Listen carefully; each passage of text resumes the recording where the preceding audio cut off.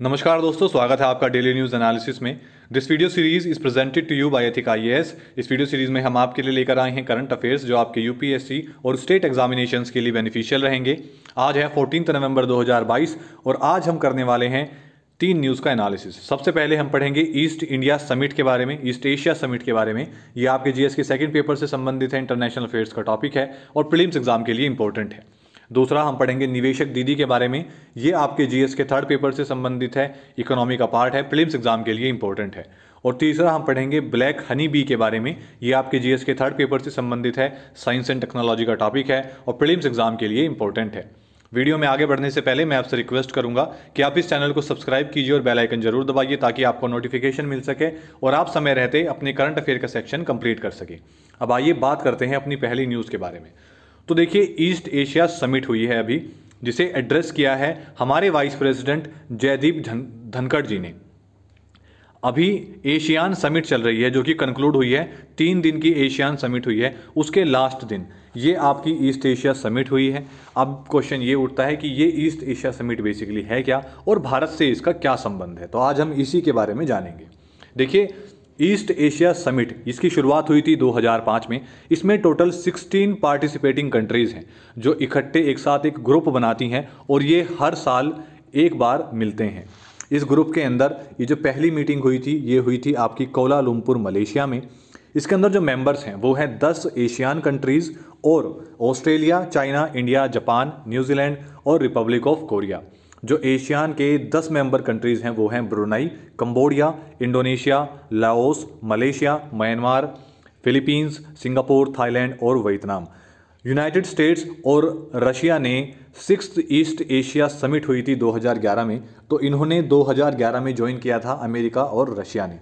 देखिए, जो east Asia summit है ये आसियान कंट्रीज़ का एक इनिशिएटिव है ताकि एक एनुअल मीटिंग हो सके हेड ऑफ स्टेट्स या फिर गवर्नमेंट्स की, इन कंट्रीज़ की जो इसकी मेंबर हैं, और ये अपने जो खुद के कॉमन कंसर्न्स हैं और इंटरेस्ट हैं उन पर डिस्कशन कर सके और चीज़ों को सभी कंट्रीज़ के लिए बेहतर बना सके, आसान बना सके। इसका क्रिएशन इसलिए किया गया था ताकि जो ईस्ट एशियन कंट्रीज़ हैं ये अपने कॉरपोरेशन को बढ़ा सकें, एनहेंस कर सकें और जो नेबरिंग कंट्रीज़ हैं उनके साथ अपने रिश्तों को मजबूत कर सके और कॉरपोरेशन को और बेहतर कर सके। 6 प्रायोरिटी एरियाज़ हैं इन कोऑपरेशंस में जो आइडेंटिफाई किए गए। एक है एनवायरनमेंट एंड एनर्जी, दूसरा है एजुकेशन, फिर है finance, global health issues, pandemic disease और नेचुरल डिज़ास्टर मैनेजमेंट। इसी के साथ साथ एशियान कनेक्टिविटी। पिछले कुछ वर्षों में जो इश्यूज़ क्लेम किए गए हैं, जैसे साउथ चाइना सी के ऊपर United Nation convention on law of the seas पर, टेररिज्म पर जो एक्शंस हैं नॉर्थ कोरिया के, या फिर जो कॉन्फ्लिक्ट सिचुएशन बनी हुई है म्यांमार के अंदर, इन सभी मुद्दों पर डिस्कशन हुआ है यहाँ पर सभी कंट्रीज़ का ईस्ट एशिया समिट के अंदर। अब अगर हम बात करते हैं कि इसका भारत से क्या संबंध है, देखिए इस साल 30th एनिवर्सरी मनाई जा रही है एशियान और इंडिया के रिलेशंस की, और ये जो साल मनाया जा रहा है इसे सेलिब्रेट किया जा रहा है एशियान इंडिया फ्रेंडशिप ईयर के नाम से। अब एशियान और इंडिया ने एक जॉइंट स्टेटमेंट दी है। इन्होंने कहा है कि हम एक्नॉलेज करते हैं कि एशियान कंट्रीज़ और भारत के बीच में एक बहुत ही गहरा सिविलाइज्ड लिंक है, सिविलाइजेशनल लिंक है। हमारी जो मैरीटाइम कनेक्टिविटी है उसका भी एक बहुत पुराना लिंक रहा है। हमारे जो क्रॉस कल्चरल एक्सचेंजेस हैं बिटवीन साउथ ईस्ट एशिया और भारत वो काफ़ी लंबे समय से चलते आ रहे हैं और पिछले 30 सालों में ये और भी ज़्यादा बेहतर हुए हैं, जिसकी वजह से हमने एक स्ट्रॉन्ग फाउंडेशन दी है एशियान और इंडिया के रिलेशंस को। ये जो एशियान है ये वही एशियान कंट्रीज़ हैं जो इसकी मेंबर्स हैं, 10 कंट्रीज़।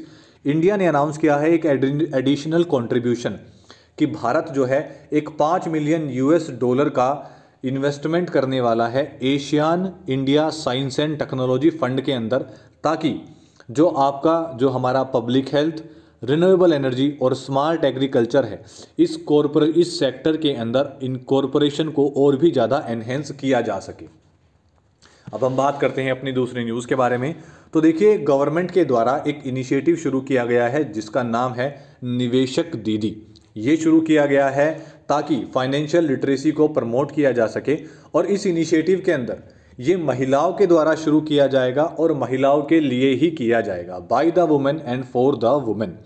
रिसेंटली जो हमारे इंडिया पोस्ट पेमेंट बैंक है, इन्होंने कंडक्ट की है भारत की पहली फ्लोटिंग फाइनेंशियल लिटरेसी कैंप इन्होंने लगाया है, और ये इन्होंने लगाया है श्रीनगर जम्मू एंड कश्मीर में। इसका जो इनिशिएटिव है वो है निवेशक दीदी, और ये इसलिए चलाया जा रहा है ताकि महिलाओं के अंदर फाइनेंशियल लिटरेसी बढ़ाई जा सके।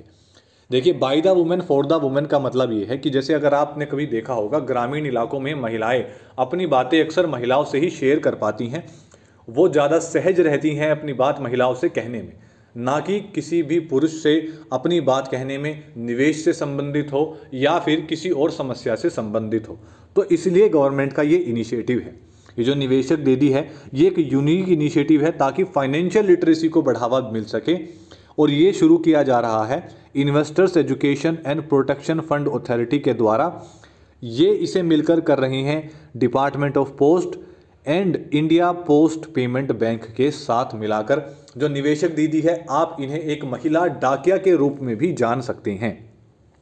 अब ये जो इनिशिएटिव है, ये बेसिकली क्या है, इसकी आइडियोलॉजी यही है कि महिलाओं के द्वारा महिलाओं के लिए, क्योंकि रूरल एरियाज में जैसे मैंने आपसे कहा कि महिलाएं ज़्यादा सहज रहती हैं अपनी समस्याओं को महिलाओं से ही कहने में। अब इसकी जो एजेंसी इसे इम्प्लीमेंट कर रही है वो है IPPB। ये कोलैबोरेशन कर रही है आपकी investors education and protection fund authority के साथ, जो कि काम करेगी हमारी मिनिस्ट्री ऑफ कॉरपोरेट अफेयर्स के अंडर। एक floating literacy financial literacy camp जो अभी चलाया गया, इस सेशन के अंदर जो टॉपिक कवर किए गए उसके अंदर काफ़ी सारी रेंज थी, जैसे कि बैंकिंग एंड फाइनेंशियल प्रोडक्ट्स, इसी के साथ साथ importance of joining the main stream financial services, कि जो मेन स्ट्रीम फाइनेंशियल सर्विसेज हैं उनको किस तरीके से आप इकट्ठा लेकर चल सकते हैं, जो कि रेगुलेटेड एंटिटीज़ के द्वारा ऑफर की जाती हैं। प्रोटेक्शन के बारे में बताया गया कि जो वेरियस कई सारे विभिन्न प्रकार के रिस्क रहते हैं जब आप इन्वेस्ट करते हैं किसी भी, देखिए जैसे ही आप इन्वेस्टर फील्ड के अंदर आते हैं तो रिस्क अपने आप उस फील्ड के अंदर जो रहता है आप उससे भी रूबरू होते हैं। तो उस रिस्क के बारे में बताया गया कि आप उस रिस्क से प्रोटेक्शन कैसे पा सकते हैं, कैसे बच सकते हैं, जो कि इन्वेस्टर्स के साथ इन्वॉल्व रहती हैं। इसी के साथ साथ कई सारे मेजर बताए गए फ्रॉड से बचने के लिए, ताकि आप फ्रॉड के किसी भी टाइप के फ्रॉड में इन्वॉल्व ना हो और उससे बचे रहें। जो ये फ्लोटिंग फाइनेंशियल लिटरेसी कैंप चलाया गया, ये कंडक्ट किया गया है लोकल रेसिडेंट्स के साथ, और ये किया गया है world famous Dal lake of Srinagar पर जम्मू एंड कश्मीर के अंदर।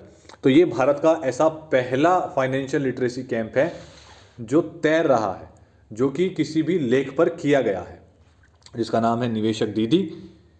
अब हम बात करते हैं अपनी तीसरी न्यूज़ के बारे में। तो देखिए, भारत के वेस्टर्न घाट्स में एक नई स्पीसीज मिली है जिसका नाम है आपका एपिस क्रिंजोडियन, जिसे हम इंडियन ब्लैक हनी बी के नाम से भी जान रहे हैं। ये जो नई स्पीसीज है ये एंडेमिक हनी बी है जो वेस्टर्न घाट्स में पाई गई है। इसके पाने के बाद अब दुनिया भर में हनी बीज की, मधुमक्खियों की 11 स्पीसीज हो गई हैं टोटल। इससे पहले 10 थी, इसके मिलते ही अब ऐसी 11 स्पीसीज हो गई हैं जो मधुमक्खियों की हमारे पृथ्वी पर मौजूद हैं। इस स्पीसीज के बारे में जान लेते हैं। IUCN रेड लिस्ट के मुताबिक इनकी जो स्थिति है वो नियर थ्रेटेंड है, ये बिल्कुल ख़त्म होने की स्थिति में है, विलुप्त होने की स्थिति में है। जो डिस्ट्रीब्यूशन है एपिस क्रिंजोडियन रेंजेस का, ये गोवा, कर्नाटका, केरला और तमिलनाडु का पार्ट है। ये जो एक देखिए ये जो रिसर्च है ये हमारे देश के एपीकल्चर के लिए काफ़ी ज़्यादा महत्वपूर्ण है, क्योंकि इससे ये पाया गया है, इससे कि नई दिशा मिली है कि ये जो रेंज है, ये जो क्रिंजोडियन रेंजेस है, इनके अंदर 3 स्पीसीज रहती हैं हनीज़ की, जो कि शहद बनाने के लिए एक कैविटी नेस्टिंग, मतलब यहाँ पर ये शहद बहुत ज़्यादा बनता है क्योंकि मधुमक्खियाँ ही शहद बनाती हैं।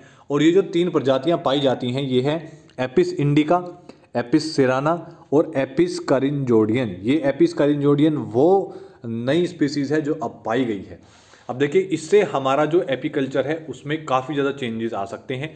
हम आने वाले समय में अपने देश में हनी के प्रोडक्शन को बढ़ाने के लिए इस स्पीसीज़ का भी इस्तेमाल कर सकते हैं। इस रिसर्च से हम अपने एपीकल्चर को और भी ज़्यादा बढ़ावा दे सकते हैं, जिससे आने वाले समय में हमारे देश में जो किसानों की एक रोज़मर्रा के जीवन में अपने आय के स्रोत बढ़ाने की कमियां हैं, उसके अंदर ये एक बहुत महत्वपूर्ण भूमिका निभा सकती है।